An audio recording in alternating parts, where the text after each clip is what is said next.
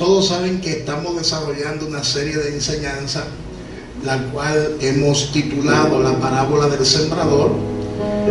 Amén. Hay personas que no entienden quizás el rol del pastor. El rol del pastor es enseñar, es equipar, es preparar.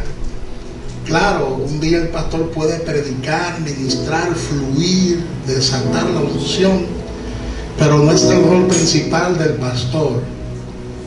Cuando usted se imagina a Jesús, usted se imagina a un Jesús enseñando la palabra más que predicarla. Si usted analiza los 3 años del ministerio de Jesús, te dará cuenta que Jesús enseñaba más que hacer cualquier otra cosa. Y le decía a la gente constantemente: el que tenga oído para oír, que oiga.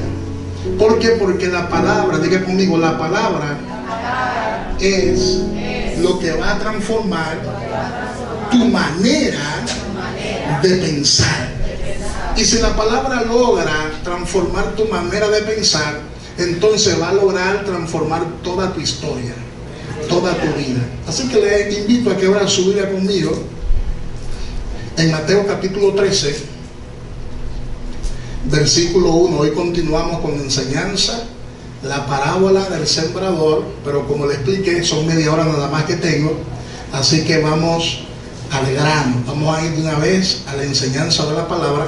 Mateo capítulo 13, versículo 1 al 9, la palabra dice: aquel día salió Jesús de la casa y se sentó junto al mar, y se le juntó mucha gente, y entrando él en la barca se sentó, y toda la gente estaba en la playa. ¿Dónde estaba la gente?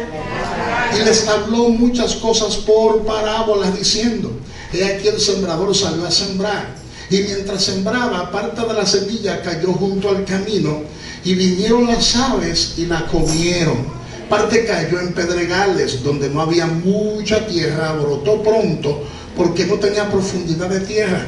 Pero salido el sol se quemó, y porque no tenía raíz, se secó. Y parte cayó entre espinos, y los espinos crecieron y la ahogaron. Pero parte cayó en buena tierra y dio fruto, cuara 100, cuara 60 y cuara 30 por 1. El que tiene oídos para oír, que oiga. Amén. En la enseñanza pasada estuvimos explicándole que es una parábola, es una narración, es un suceso real o inventado, del cual se extrae comparación de una verdad importante. También se extrae enseñanzas morales de unas parábolas, y también se extraen enseñanzas espirituales. Estuvimos explicando que una parábola es una historia terrenal con una enseñanza celestial o espiritual. De manera que Jesús en su ministerio, lo estuvimos explicando en los 2 videos anteriores, Jesús en su ministerio usó mucho este recurso literario conocido como las parábolas, por el contexto en el cual él estaba. Acuérdate que en el tiempo en que Jesús aparece en escena, estoy hablando cuando aparece ya a los 30 años de edad, había una situación política en la nación. Y no solamente había una situación política, sino que también había una situación económica. La gente estaba incómoda, la gente no quería pagar los tributos. Incluso en una ocasión, el mismo Pedro le dijo a Jesús: tenemos que pagar los impuestos y no hay un centavo. Y Jesús tuvo que decirle: pues ve al mar y lanza el anzuelo, y el primer pez que tú pesques, dentro de ese pez tú vas a encontrar una monedita, y con esa monedita tú vas a pagar tus impuestos y vas a pagar los míos, dando a entender las escrituras que era tanta la crisis económica que había en ese momento que no había nada en el fondo. No había fondo.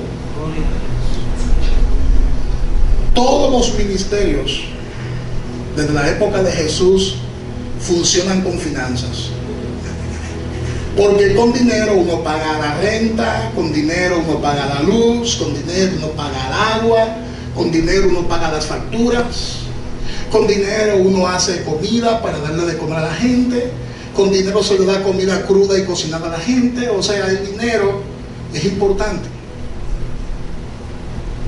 Las finanzas son importantes para la expansión del reino de Dios. Pero es tanta la crisis, es importante siempre estudiar el contexto histórico de un texto para que sepamos el por qué Jesús se expresó como se expresó y por qué Jesús dejó de hablar tan claro y comenzó a esconder esas profundidades en parábolas. Hay que estudiar ese contexto histórico, y era que había una crisis económica. Pero aparte de que había una crisis económica donde no había un centavo, aparte de eso, había que pagarle tributo al César. Y por eso en una ocasión, ¿verdad?, cuestionan a Jesús y le hacen la siguiente pregunta: ¿es justo pagarle tributo al César? Porque ya Jesús, cuando aparece en escena que Juan el Bautista lo bautiza, ya Jesús se convierte en un líder religioso. Porque Jesús no solo enseñaba la palabra, sino que enseñaba como quien tiene autoridad. La gente lo escuchaba y entendía el mensaje. Otros no, porque algunos lo seguían por los panes y por los peces, y otros lo seguían por los milagros, porque Jesús era un hombre de señales. Y para el judío una señal es sumamente importante, porque la palabra señal en el texto griego original es la palabra semeión. ¿Y qué significa eso? Una manifestación solamente producida por Dios, donde no existe la intervención humana. Eso es una señal. Yo sé que hay gente que van a los brujos, hay gente que van a los curanderos, y a veces cuando usted va a un curandero, el curandero le pone la mano, le endereza el pie, le soba la pierna, le echa unas raíces y le exprime el nacillo, y ahí hay intervención humana. Pero los milagros que Jesús hizo eran semillón. ¿Por qué eran semillón? Porque esas manifestaciones eran sobrenaturales, donde la fuerza humana no podía existir, porque los ciegos reciben la vista. Dime tú, ¿qué ser humano hace que mediante una simple oración el otro recupere la vista? Los muertos resucitaban, el cáncer desaparecía, las úlceras desaparecían. En una ocasión llegó una mujer encorvada, tenía muchos años encorvada, y Jesús dijo, se atrevió a decir Jesús públicamente, que lo que ella tenía era un espíritu que la mantenía encorvada por tantos años. La gente no entendía eso. Esa revelación la gente no la tenía. Y Jesús fue el que enseñó que hay enfermedades que son espirituales, que nada tienen que ver con lo físico. Y dijo, esa forma de tener la espalda encorvada es por un espíritu, por un demonio que la ha atormentado todos estos años. Y echó fuera el demonio, y la mujer se enderezó inmediatamente. Y entonces hacía que la gente siguiera a Jesús. La gente comenzó a seguir a Jesús. Unos lo seguían por los panes, como le expliqué, otros lo seguían por los peces, y otros por los milagros que él hacía, y otros por la palabra que él portaba, y otros que andaban como ovejas sin pastor recibieron una palabra de aliento de parte de Jesús. Y es en este contexto que la gente comienza a ver a Jesús como un líder de masa. Y entonces le preguntan, ¿es justo pagarle tributo al César? Y Jesús tuvo que decirle, ¿qué ustedes están mirando acá? O la moneda del César, la imagen del César. No están mirando mi imagen, ¿verdad que no? ¿Qué imagen están mirando? La del César. Pues denle al César lo que es del César, y a Dios lo que es de Dios. Ese es el contexto histórico. La gente estaba muy confundida. A lo blanco le llamaba negro, y a lo negro le llamaba blanco. Entonces Jesús comenzó a hablar la palabra, tuvo que aferrarse a ese recurso literario conocido como las parábolas. Déjame decirte que las parábolas no es un invento de Jesús, porque en el Antiguo Testamento hay varias parábolas. De hecho, los rabinos usaban las parábolas. O sea que las parábolas, y oído con esto, que es importante que usted entienda esta parte aquí, para que se despierte su espíritu en el día de hoy. Las parábolas Eran palabras sencillas de entender y fácil de entender. Cuando usted analiza la parábola del sembrador, usted se dará cuenta que el ejemplo que se pone en esa parábola es un ejemplo simple, de un simple sembrador que salió a sembrar. Y la gente entendía la sencillez de esa parábola. Ahora, lo difícil es el misterio que estaba oculto dentro de esa parábola. Ahora, ¿por qué difícil ese misterio? ¿Por qué difícil? ¿Por qué difícil ese misterio? Porque estaba oculto y que para usted tener la interpretación, Dios tenía que traer la interpretación. Amén. Es cuando el misterio deja de ser misterio. El misterio se convierte en una revelación cuando Dios te lo revela.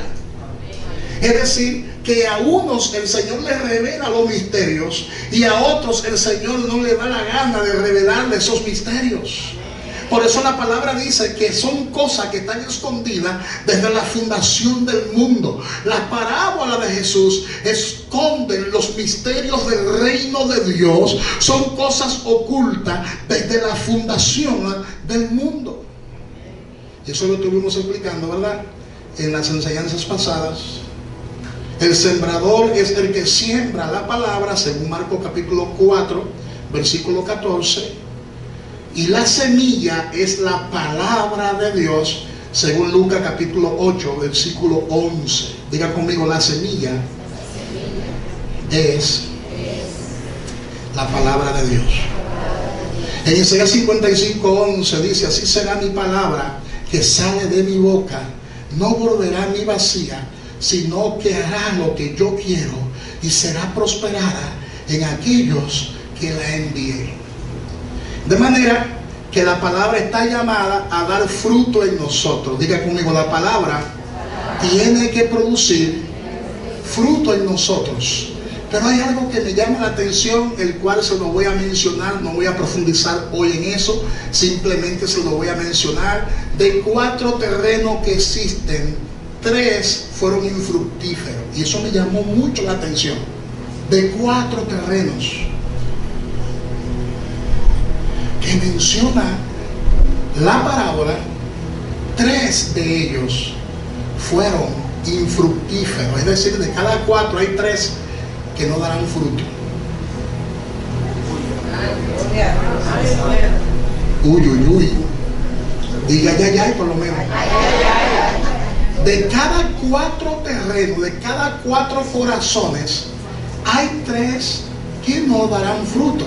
Y le digo esto a los predicadores que a veces quieren hacer la obra del Espíritu Santo, pero a ti no te corresponde, a mí tampoco, hacer la obra del Espíritu Santo. Así es. Y hay gente que cuando se paran en el podio, quieren que la gente cambie, quieren que la gente dé fruto, quieren que la gente crezca. Y a veces el predicador se para prejuiciadamente. Y no podemos pararlo en el podio de manera prejuiciada, porque eso es tener una actitud legalista. Así es. El trabajo de todo predicador es simplemente dar la semilla de la palabra, predicar la semilla de la palabra. Ahora, no es, y vuelvo y repito esto para que se lo grabe en su mente y en su corazón, no es trabajo del predicador que la semilla dé fruto, no, es trabajo de Dios. Es trabajo de Dios. Cuando estemos enseñando la palabra, debemos olvidarnos de los oyentes. Debemos olvidarnos de que está sentado ahí. Gloria a Dios. Predica la palabra simplemente. Enseña la palabra simplemente, que Dios sabe dónde quedará su fruto. Oye esto, de 4 terrenos, 3 fueron infructíferos. Ahora, ¿fue por culpa de la palabra? No, porque la palabra tiene obligatoriamente que dar fruto, porque la palabra, su naturaleza es una naturaleza fructífera. El que la palabra no haya dado fruto en algunos, no es culpa de Dios ni de la palabra, sino del corazón en que esa palabra fue sembrada.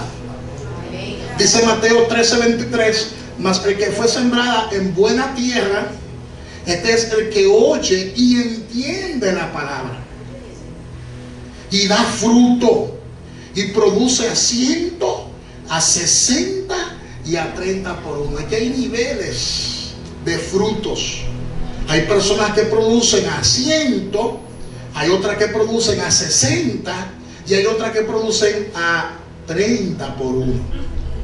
Pero los frutos que debemos producir son frutos dignos de arrepentimiento. Dígalo conmigo, frutos dignos de arrepentimiento. Por eso dice Lucas 3:8, haced pues fruto digno de arrepentimiento y no comencéis a decir dentro de vosotros mismos, tenemos a Abraham por padre, porque os digo que Dios pues le puede levantar hijos a Abraham aún de estas piedras. Y eso lo explicamos en la enseñanza pasada, búsquela por YouTube, está disponible.